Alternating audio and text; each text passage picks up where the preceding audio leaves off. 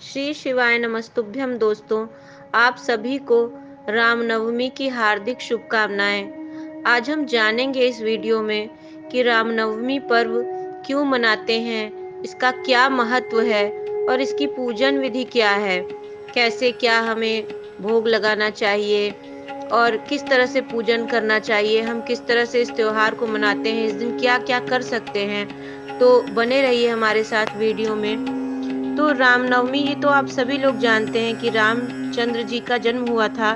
तो और इसी दिन नवरात्रि की भी हमारी समापन पर होती है, तो माता सिद्धिदात्री की भी हम पूजा करते हैं इसलिए, और कन्या पूजन भी करते हैं, तो यह त्योहार और विशेष हो जाता है। तो रामचंद्र जी के जन्म के बारे में ये लिखा हुआ है। नवमी तिथि मधुमास पुनीता, शुक्ल पक्ष अभिजित हरिप्रीता, मध्य दिवस अतिशीत न घामा, पावन काल लोक विश्रामा। पवित्र चैत्र का महीना था, नवमी तिथि थी, शुक्ल पक्ष और भगवान का प्रिय अभिजीत मुहूर्त था। दोपहर का समय था, न बहुत सर्दी थी न बहुत ज्यादा गर्मी थी। वह पवित्र समय सब लोगों को शांति देने वाला था। और जब रामचंद्र जी का जन्म हुआ तो देवता भी आकाश से पुष्पों की वर्षा करने लगे। तो इस तरह से इसको हम बिल्कुल हर्ष और उल्लास के साथ इस पर्व को मनाते हैं। तो कैसे क्या हमें किस तरह से अपने घर में हम इसको कैसे मना सकते हैं, तो या तो आप जहाँ आपका मंदिर है घर में, जहाँ आपने मूर्तियाँ और पूजन आप जहाँ करते हैं वहाँ भी कर सकते हैं, और कुछ लोग चौकी भी लगाते हैं। तो यदि आपकी इच्छा है तो आप एक चौकी पर पीला वस्त्र बिछा लें, पीला नहीं उपलब्ध हो तो लाल भी बिछा सकते हैं। वैसे यदि पीला वस्त्र उपलब्ध हो तो हमें वहाँ पे पीला वस्त्र बिछाना चाहिए, और गौरी गणेश की स्थापना करने लेनी चाहिए। यदि आप कलश रखते हैं, आपके यहाँ कलश रखते हैं, तो आप कलश भी रख सकते हैं। फिर यदि रामचंद्र जी की बाल रूप की मूर्ति हो, क्योंकि बाल रूप की पूजन उस दिन की जाती है, तो यदि धातु की मूर्ति हो या कोई भी मूर्ति हो, और यदि बाल रूप में नहीं है तो जो भी रामचंद्र जी के चित्र आपके पास है वो वहाँ रखना चाहिए। और हनुमान जी की भी पूजन साथ में करनी चाहिए, क्योंकि हनुमान जी की पूजन के बिना रामचंद्र जी की पूजन पूर्ण नहीं माने जाते हैं। तो उनकी भी मूर्ति वहाँ रखें और फिर हमें पूजन करना चाहिए। तो यदि धातु की मूर्ति है तो उसका हमें अभिषेक कर लेना चाहिए। यदि पंचामृत उपलब्ध है आपके पास और पंचामृत नहीं भी है तो दूध में आप सिर्फ गुड़ मिलाकर भी भगवान का स्नान करा सकते हैं, या सिर्फ जल से स्नान करा दीजिए, गंगा जल मिला लीजिए उसमें, या सरयू जल जो भी आपके पास उपलब्ध हो, तो उससे भगवान का स्नान कराना चाहिए। और लेकिन ये ध्यान रहे कि हम जो भी दूध दही या घृत का प्रयोग कर रहे हैं वो गाय का होना चाहिए। अगर धातु की मूर्ति नहीं है तो आप जल में पुष्प डालकर सिर्फ भगवान के चरणों पर या चित्र पर आप उसका छिड़काव कर सकते हैं। और फिर आप पीले वस्त्र भगवान को पहनाएं, यदि नए उपलब्ध हैं तो और अच्छी बात है। तो भगवान को पीले वस्त्र हमें समर्पित करने चाहिए, धूप दीप इत्यादि जला देना चाहिए। उसके बाद भगवान का तिलक करें, हल्दी और पीली चीज़ों से, अष्टगंध से उनका तिलक करें। इसके बाद उनको पुष्प और माला, इससे भगवान का श्रृंगार करना चाहिए हमें। और तुलसी दल से भी भगवान का श्रृंगार करना चाहिए, उनको तुलसी दल समर्पित करना चाहिए।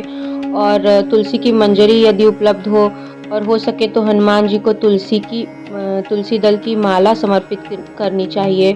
और जो हमने पंचामृत बनाया था उसमें भी तुलसी दल का प्रयोग करना चाहिए, चाहे वो भगवान को स्नान कराने के लिए हो, और पंचामृत में तुलसी दल डालकर हम भोग भी लगा सकते हैं भगवान को। और हो सके तो पीली मिठाइयाँ चढ़ानी चाहिए, या फिर जैसे दुर्गा जी की पूजन के लिए हम हलवा पूड़ी चना इत्यादि बनाते हैं, तो अगर नहीं आपके पास मिठाइयाँ उपलब्ध हैं तो आप उसका भी वहाँ पर भोग लगा सकते हैं। ऐसा पूजन तो अपनी श्रद्धा और सामर्थ्य से किया जाता है, और भगवान हमारी भावना के भूखे होते हैं। तो इस तरह से वहाँ पर भगवान को भोग लगाएं। फिर भगवान की हमें कुछ स्तुति करनी चाहिए, जैसे आप राम रक्षा स्तोत्र का पाठ कर सकते हैं, या बाल कांड का पाठ कर सकते हैं। इस दिन बाल कांड का पाठ किया जाता है, या बहुत लोग रामचरितमानस का भी पाठ कराते हैं। और राम नाम मंत्र अपने आप में एक मंत्र है, तो आप राम राम राम इस तरह से जाप भी कर सकते हैं 11-21 बार, या हो सके तो माला पर एक माला, जितनी भी आपकी सामर्थ्य है उस तरह से आप भगवान की स्तुति करें। और उसके बाद भगवान की आरती कर लेनी चाहिए। और आरती करने के बाद हमें हमेशा आसन के नीचे जल लगाकर उस जगह को प्रणाम करके और क्षमा याचना करके तभी वहाँ से उठना चाहिए कि भगवान, हमसे जो भी गलती हो गई हो या कुछ भूल चूक हुई हो तो प्रभु उसे क्षमा कर दीजिएगा। इस तरह से हमें क्षमा याचना करके फिर वहाँ से आसन छोड़ना चाहिए। तो जैसे हम अपने घर में जन्मोत्सव मनाते हैं, उसी तरह प्रभु का भी जन्मोत्सव मनाते हैं हम इस दिन। जैसे सोहर गाते हैं, कहीं बधाइयाँ गाते हैं और भगवान की स्तुति करते हैं, राम जन्म की कथा भी सुनते हैं। तो आइए हम लोग भी भगवान की एक स्तुति को गाते हैं। रामचरितमानस की ये बहुत सुंदर पंक्तियां हैं। भय प्रगट कृपाला दीन दयाला कौशल्या हितकारी, हर्षित महतारी मुनि मनहारी, अद्भुत रूप विचारी, लोचन अभिरामा तनु घनश्यामा, निज आयुध भुजचारी, भूषण बनमाला नयन विशाला, शोभा सिंधु खरारी, कह दुई कर जोरी, स्तुति तोरी केहि विधि करो अनंता, माया गुण ज्ञानातीत अमाना, वेद पुराण भनंता, करुणा सुख सागर सब गुण आगर, जेहि गावहि श्रुति संता, सो मम हित लागी जन अनुरागी, भयउ प्रगट श्रीकंता,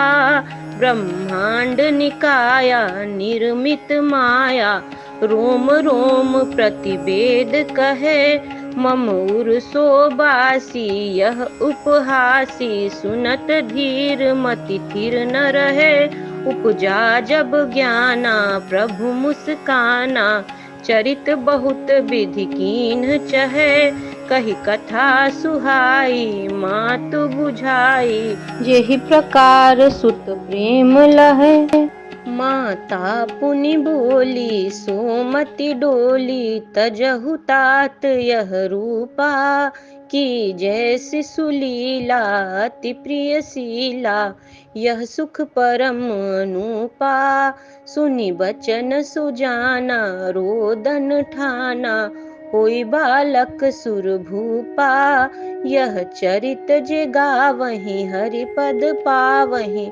तेन परहि भवकूपा। दोस्तों, आशा करती हूँ आपके लिए यह वीडियो सहायक हुई होगी। यदि आपको इस वीडियो से सहायता मिली हो तो इस वीडियो को जरूर लाइक कीजिएगा, अधिक से अधिक शेयर कीजिएगा, मेरे चैनल को सब्सक्राइब कर लीजिए और कमेंट में जय श्री राम जरूर लिखिएगा। एक बार पुनः आप सभी को रामनवमी की हार्दिक शुभकामनाएं। श्री शिवाय नमस्तुभ्यम।